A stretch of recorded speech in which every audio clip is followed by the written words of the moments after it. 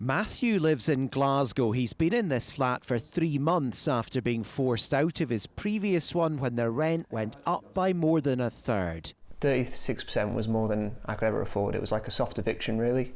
It was a way for them to remove us from the flat where we didn't have any way to argue against it.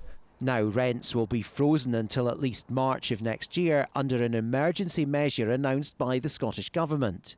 This gets us some of the way up to actually where tenants can start to survive, but certainly, we're already seeing before the rent freeze tenants paying 30-50% of their income on rent alone, which is extortionate.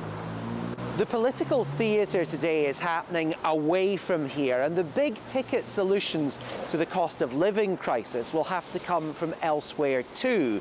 But for its part, the Scottish Government says it's bringing forward a raft of measures within the powers that it has. The Scottish Child Payment, which helps families on the lowest incomes, will increase from £20 to £25 a week from November and cover children up to the age of 16 rather than 6.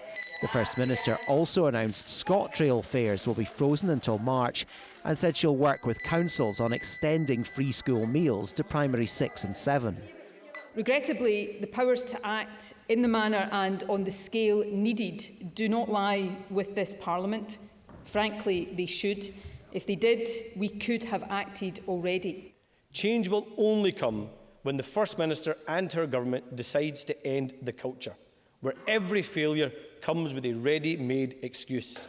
It's always somebody else's fault. Away from the cost of living, confirmation today the government intends to scrap the not proven verdict, a significant change to the Scottish legal system. Gordon Chree, SCV News, Holyrood.